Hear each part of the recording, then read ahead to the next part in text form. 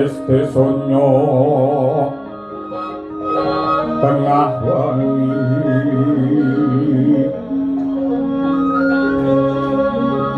kumpang kandaning puspita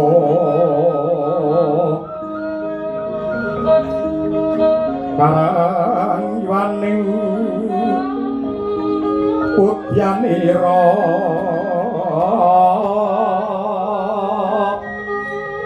suram dewang kara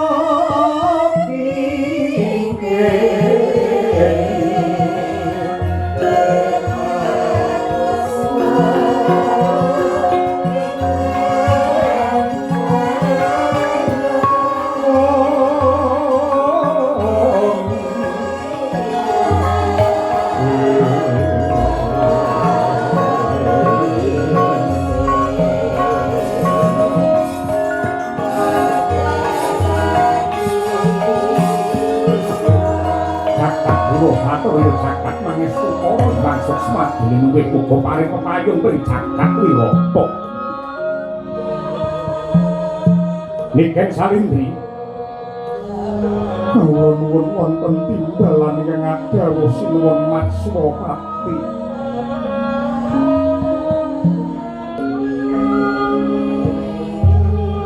pitakon kuwi iki wangsulana kanthi jujur lan saknyatane aja ndok tambahi lan aja ndok kurangi.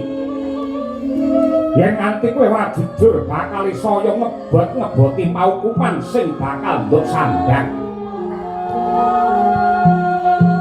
Salindri kowe suwita ana negara Wirata kene wis pirang taun? Setunggal warsa kirang tigang dinten sinuwun. Banjur ana Wirata kene gawe apa? Lelati dumateng Gusti Ayu Tari wiwit saking siram dahar ngunjuk ngantos mapan sari. Banjur wingi sore wancine surup kowe kok ana pasar gedhe Wirata, kowe lagi ngopo Salindri? Kula dipun utus Gusti Ayu Tari kinen pados sekar kangge angrengga endahing patenggan. Banjur adiku Patih Kencaka lan Rupa Kenca kok mati ana pasar lan kowe kang ana sak cedhake. Sing mateni sapa lan sebab apa nek adiku loro kuwi padha sirna? Nuwun pangapunten Gusti. Gusti Patih Kencaka seda karana badhe ngunjak kaliyan kula mrawasa dumateng kula. Lajeng Patih Kencaka Rupa Kenca kula pejahi. Sing mateni kowe. Nggih. Kowe aja goro.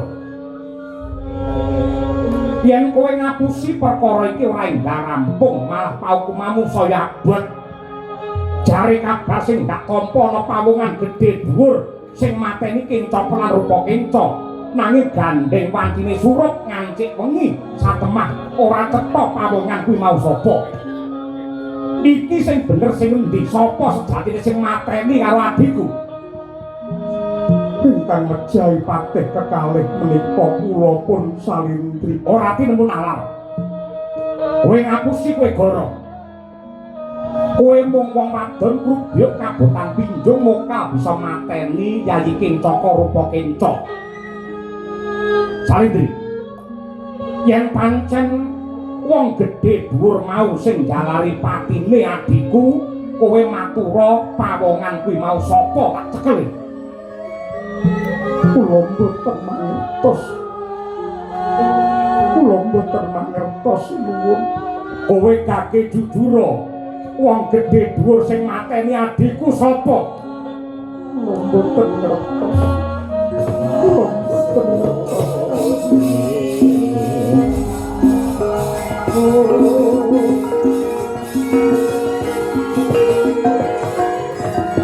Kowe aja wedi Salindri, aja wedi. Ora perlu kuwatir, ingsun bakal ngayomi kelawan jeneng sira. Kula ripalungguhan iki meneng rampung kowe sajarwa wong gedhe dhuwur mau sapa? Kula mboten mangertos. Karana ingkang mejahi patih Kincaka rupa kinca menika kula Salindri.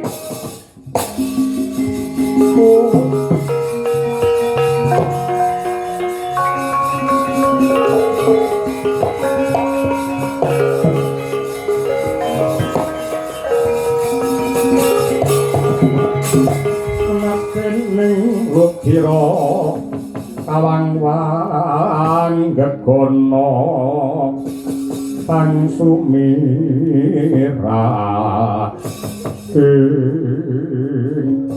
sejatine ingsun ngiman lan pengin ngayomi kawan kowe Salindri. Merga kowe kuwi adine anakku Utari. Nanging gandeng kowe sing dadi dak-dakane patine Kincaka lan rupa kinca ndok akoni dhewe. Ripalungguhan iki aku ora bisa ngayomi, ora bisa nulungi kawan jeneng sira, tegese jeneng sira bakal tibani paukuman utawa pidana. Sing kudune kowe tak pidana pati nanging gandeng anakku Utari ngunake pangenteng-enteng supaya kowe ora entuk pidana pati, mula saka hukum pati tak suda dadi hukum tundung. Dina iki uga kowe kudu minggat aja napakake sikilmu ana bumi Wirata.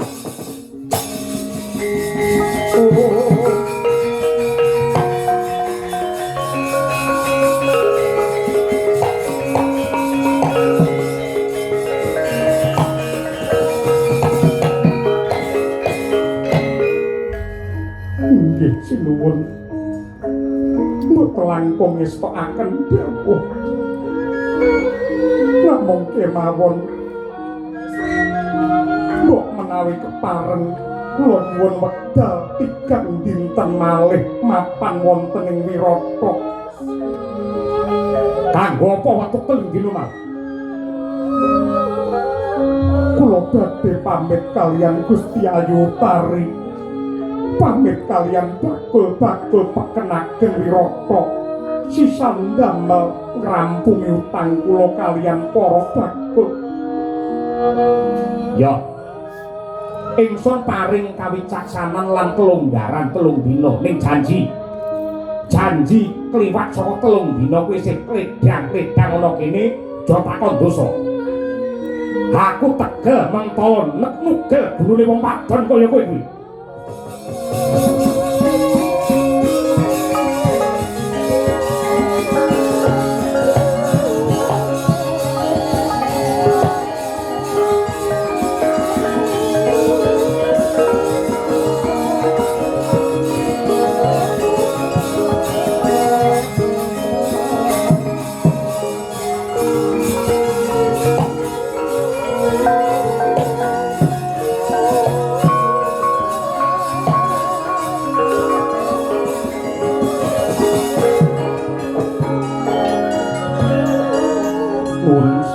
Kanjeng Sinuwun menapa dipun peparengaken ingkang abdi badhe nderek matur.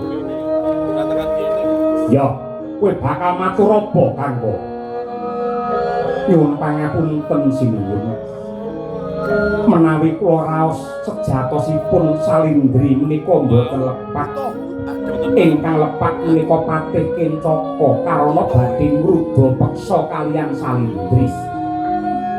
Salindri wani mejahi menika karana kepepet lan bingung badhe tumindak menapa kangge njagi sariranipun supados boten dipun renggut dening patih Kincaka.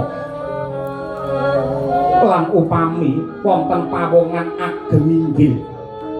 Wonten pawongan ageng inggil ingkang bantu Salindri mejahi patih Kincaka menika ugi boten dosa. Karana tumindakipun patih Kincaka sampun kurang tata ngremehaken dhumateng drajating wanita. Malah kedahipun pamarintahan negari Wirata menika paring nugra dhumateng Salindri lan pawongan ageng inggil kala wau karana sampun sembodo nyirnakaken patih Kincaka lan rupa kinca ingkang cetha pratela damel onar badhe ngrubuhaken negari Wirata menawi estu kados mekaten menika naminipun Adi. Nyuwun pangapunten sinuwun tangeh lamun negari Wirata menika badhe tentrem menawi hukumipun boten jejeg lan boten adil karana lampahing hukum menika namung ngayomi keluarga lan sentana sarta wong sugih. Pasana hukum menika kangge nyiksa lan gawe rekasane wong cilik tanpa benten kaya hukum lading menika.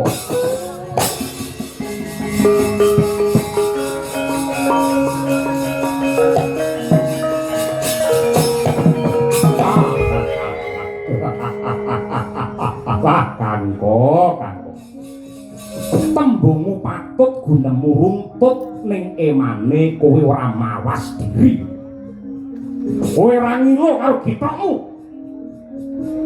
Kowe ngerti apa tumrap tata kaprajan, kowe ngerti apa karo hukum lan adil. Kowe mau mantri pasar sudra sampali parandene juwek nrewetek ucapmu kaya pendhita mejang karo murid. Tembungmu kuwi yen tak rasa mung arep mbelani Salindri. Kowe arep mbelani Salindri, kowe arep mbantu Salindri, kowe arep ngayomi Salindri. Aku tak takon, kowe karo Salindri nek hubungan apa?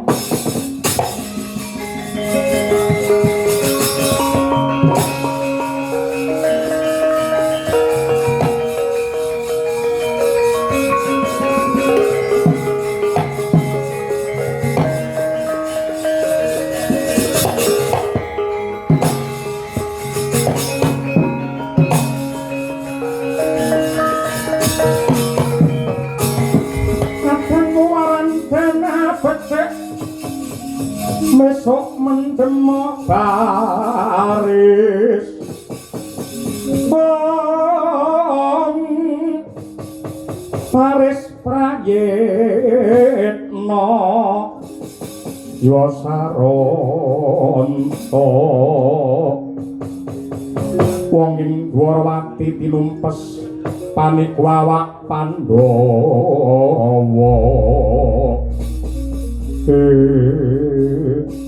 Ndak waspadake putraku Wiratsangka ingkang suwan inggih. Ngaturaken sembah pangabekti Dewajiya, ndak tampa semengko pengawak Bajra sigra mawa gita ana wigati apa Wiratsangka. Aduh, Dewaji ngaturaken kedrawasan.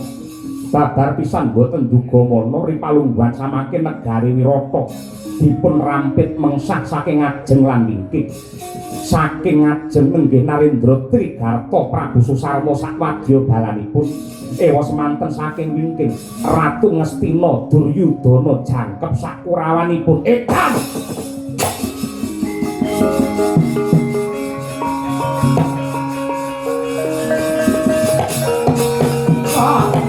Iblis anak setan membo menungso. Susarma mbelan ripalungguhan iki semune bakal mbalela lan uga mbaleni sega wadang. Semune lara atine nalika semana ndak tampik katresnane marang ya kuwi dulurmu si Utari.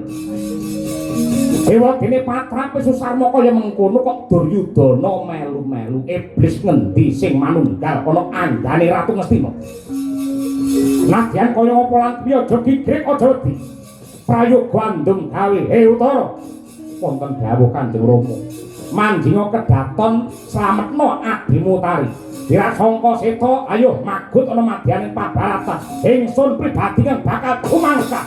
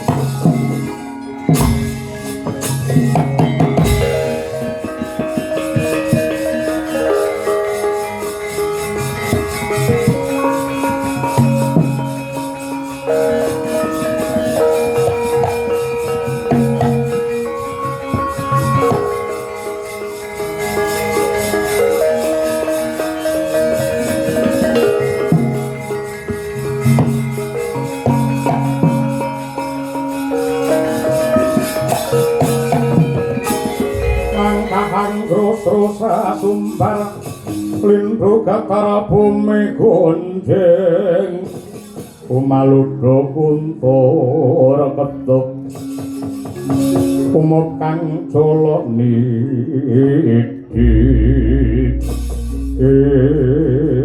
wadya bala trikarta wonten timbalan ingkang ngadhawuh sinuwun Sulama wonten dawuh lan kowe Deni wonten dawuh prajurit jenenge Deni ora nggih nek lak bojo kula jenenge Desi Deni Desi lelen ora sing dong guyu kuwi enek sing seprene rung jagong ki ana wonge teko ampun ngendika ingkang mawarni-warni kados mekaten. Maju perang. Nggih, sendika ngestakaken dawuh. Maju perang. Balian.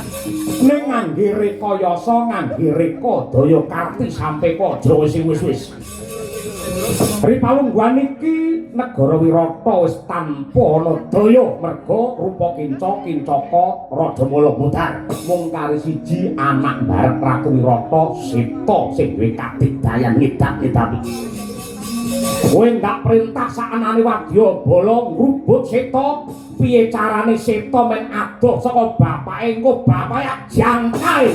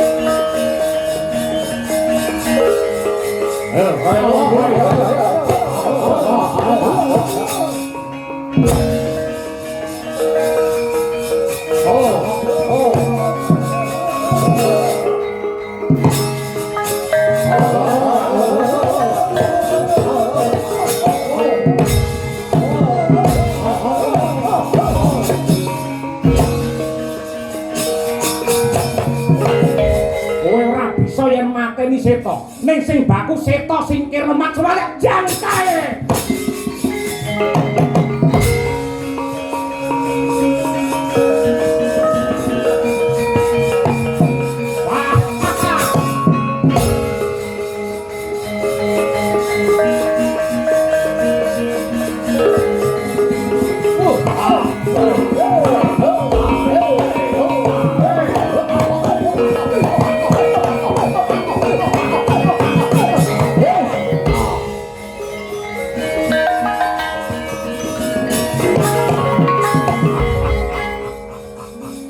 Wareng ngendel-ngendel ki sapa? Kowe mung duwe banteng siji sing jenenge Seta. Yen Wiraksangka mlaku ya wedok ya. Kowe wis tanpa kantha lan kanthi. Wis tanpa kantha lan kanthi. Tegese ra duwe sapa-sapa. Yen njaluk dawa umurmu, endi anakmu si Utari tak gendonge? Bakal tak cecep, bakal tak kokop jati ning katresnan cangkemmu.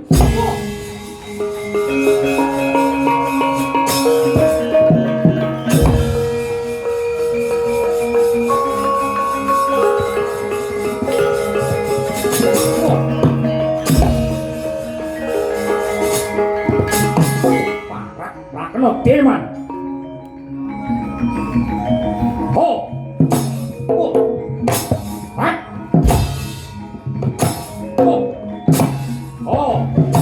Oh. Weh. Oh. Dan tuwek kempong pirep jambul wanen si rusak kowe ngono. Weh. Weh. Wah. Wah. Lihat ya.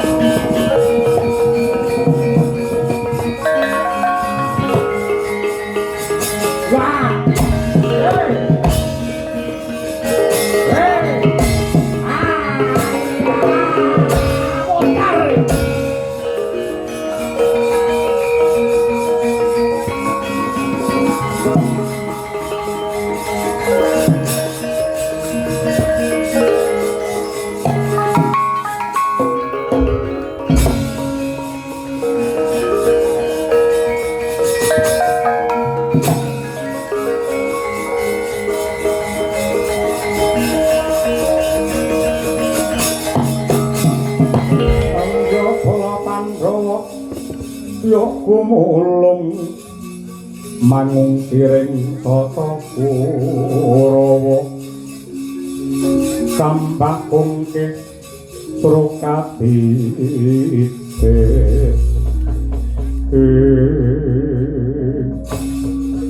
adikku di Bilawa aku kecilik sirku nggugah kowe malah wis lilir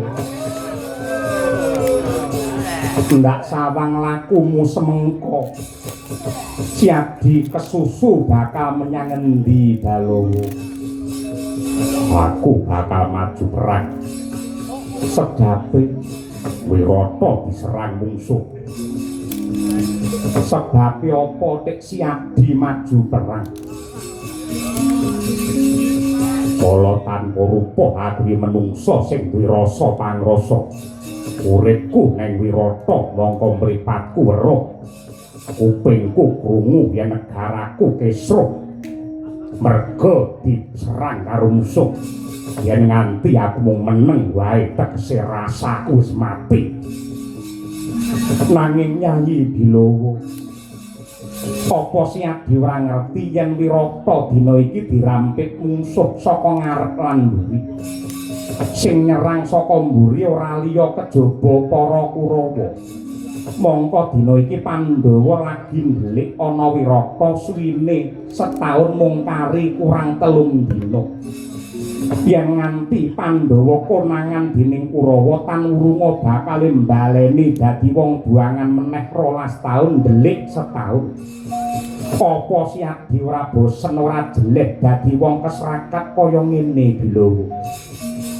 kanggo kakangku kowe kuwi dulurku tuwa sing kudune kena kanggo panutan nanging yo kene remeh temen pamikirmu aku karo kowe iki satriya sing kudune sepi pamrih rame gawe satriya kuwi kudu nengenake keperluane wong akeh ngiwakake keperluane pribadi lan golongan bedae apa Pandhawa urip mulya yen ancik-ancik bangkene wong sak negara nanging yen nganti Siadi konangan dening Kurawa Pandhawa bakal dadi wong buangan meneh dadi sudra maneh luwih becik aku dadi kere kaya ngene tinimbang duwe pangkat ning bejat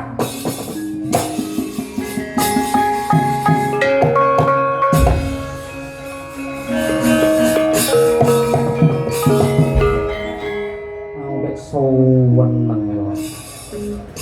Duwe ati sing ora mung turu. Wong ya wis arang-arang ya tetep tura.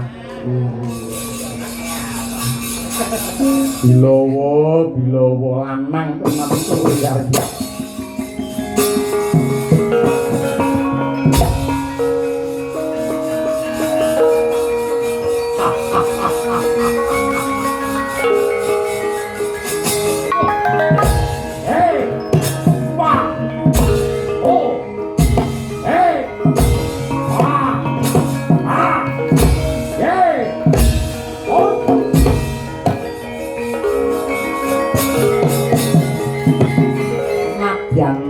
duwe kaprawiran parandene napase sing ora kena dicolok. Ratu Wirata sekti mandraguna ning napas sing ora kuat. Kaya wong setan nenggih Sang Susarma nggih ngajar dhumateng Narendra Matswapura. Mangkono dene dak dadane ditekek janggane bocah. Ana bayangan berkelebat berat. Nenggih jagal bilawa ndupak dadane Susarma nganti adohe 10 meter.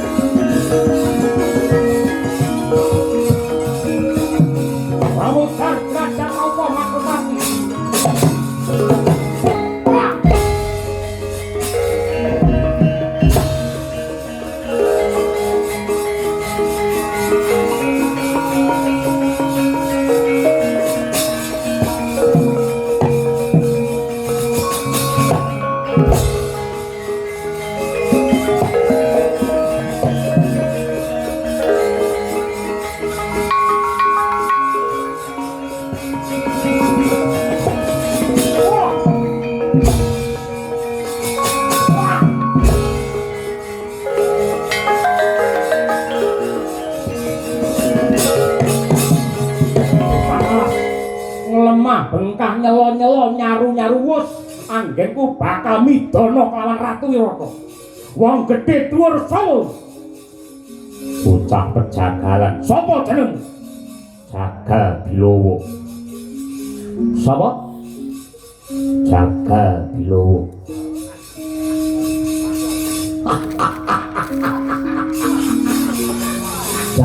Jagal apa aku roh tanganmu saru kaya ngene iki. Yen ora tangane wong jadi pati Werkula.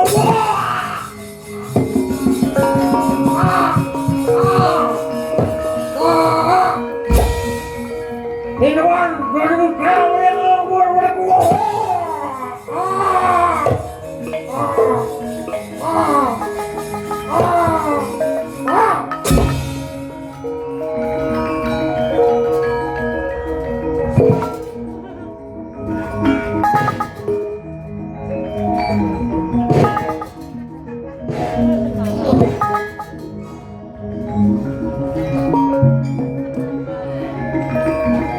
Jangkrik semute akeh.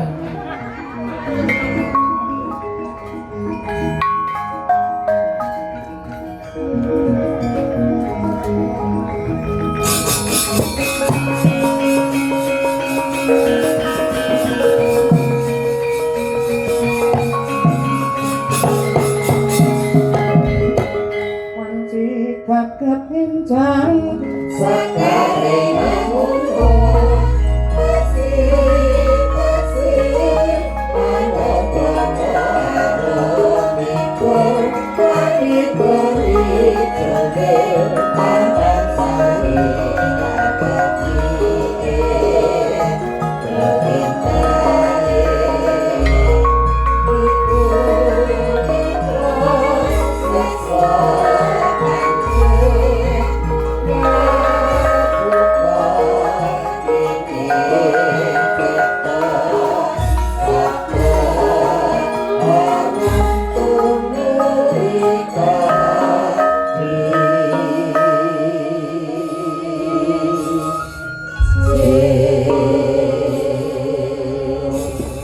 Winadyanto susah yen ngerti trajangmu ngono kuwi dadi seneng.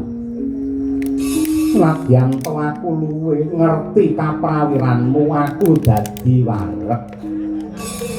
Aku yen ngelak ngerti karo kadigayanmu kuwi dadi ora ngrasakake wujude asa ping gulu. Aku ngantuk ngerti trajangmu ngono kuwi turu. Gaki marem Bilowo bocah ke apike kaya ngono. Aku imbu. Terus ora sama tuh itu ya. Pak lucu karo kuwi ya. Ora iki metu kok manggung bare iki. Iya. Pripalungguhan iki ayo melu pun Kakang. Wah, nanti Munggah ana pendopo ora ngene kasidu ae. neng pendopo ngadep ana ngarsane Sinuwun Prabu Matswapati. Kon ngopo? Kowe tak kanthi sowan ana ngarsane Ratu Wirata, aku mengko matur lamun ta Bilawa sing bisa mateni Ratu Trigarta, tanwurunga kowe bakal nampa ganjaran gedhe saka Sri Matswapati. Apa jiwa satriya kuwi kaya ngono kuwi?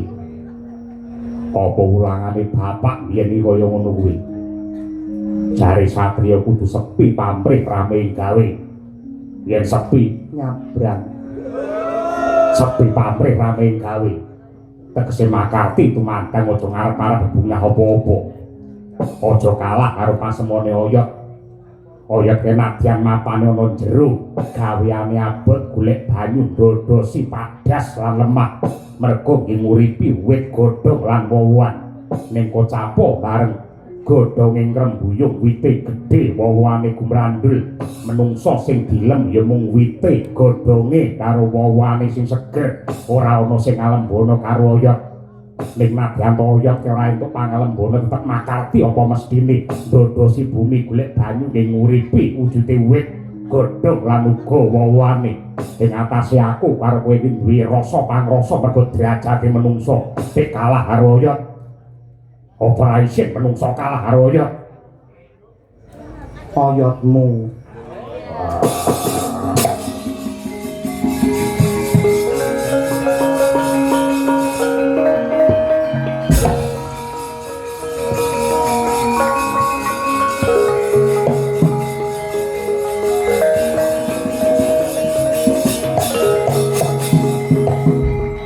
Lumbung desa Anandi padha nganyo ayoki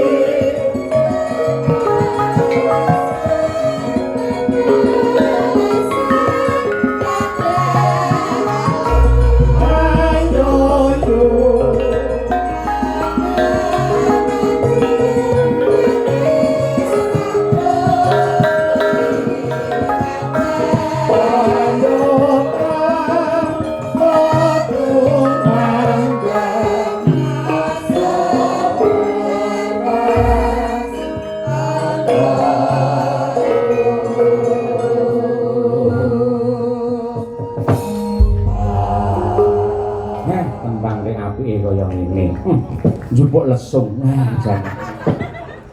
Jan Rama itu pancen ya suwi ra tanggapan tadi. Kok anggerane sing lali ngono ya kok ngarep nganti mburi ya harap maklum.